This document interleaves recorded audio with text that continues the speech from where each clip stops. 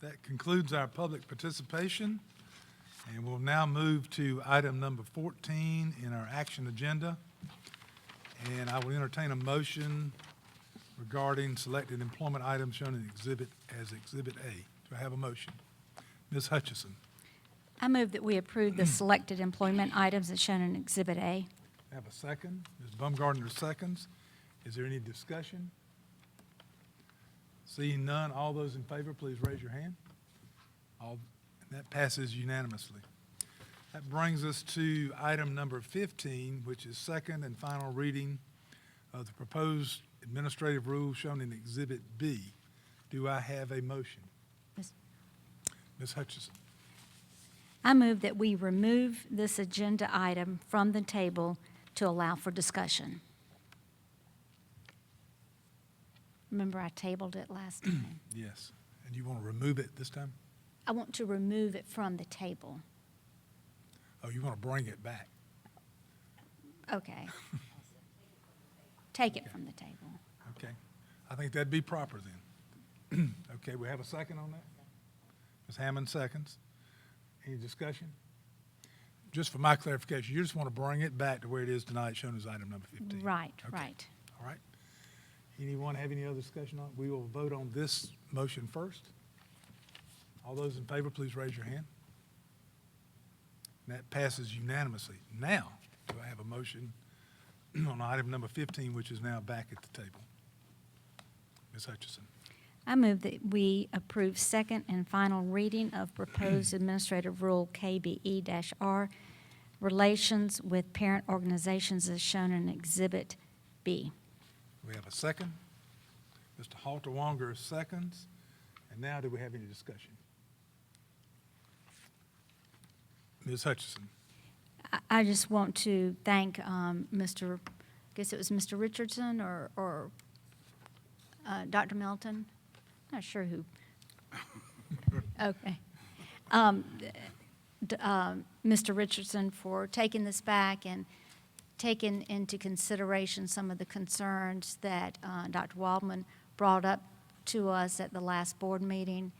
And it sounds like we have come to a good understanding and that the concerns that were addressed have been taken care of and that it's now a good policy.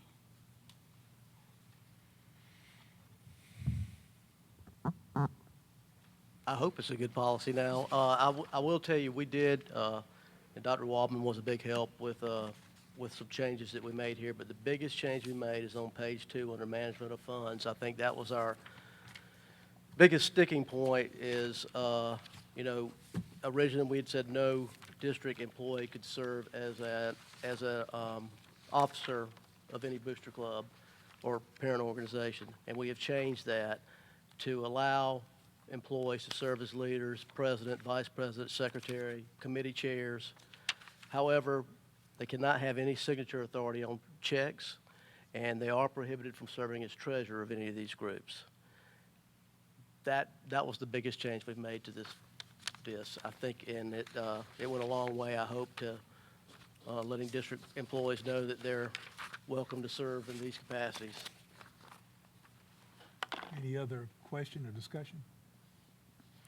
Mr. Richardson, help me with this a little bit. I know there's some training planned for some of the groups that have not incorporated or have done the paperwork they need to do. Has that already been scheduled? And Because this was tabled, we had to reschedule. We haven't come up with a date, but hopefully we'll have that set in the near future. And our plan is to offer assistance to those groups who aren't currently incorporated as a nonprofit. We'll offer assistance to them to help minimize their costs. There's still some filing fees that they can't obviously be waived, but hopefully any legal work that would need to be done, we'll be able to help them with that. right. As I understand this, the whole purpose behind this was protect the people that help raise funds throughout this district and give them some protection, not to be in a bad situation about fundraising or that type thing. Yes. We think we have done that with this. You think, Mr. White? No, I was just going to comment. I like the policy because really it does three things. If it's a tax exempt organization, they get certain tax benefits. But more importantly, what you're saying, they they step into some statutory immunity, some protections, when they serve as directors. And then by requiring them to incorporate, which is the best practice, then it protects not only the people that are serving that organization, but it protects the school district, because if somebody did have a reason, something significant to actually bring a lawsuit over, they would name this district as well. So this is the right way to do it. I know it does have more expense, it has more time and if we're helping, do that, but these can be permanent organizations too. You don't have to do it every year. They set it up and it continues on. So this really is a best practice. I really like the way it turned out. Any other comments?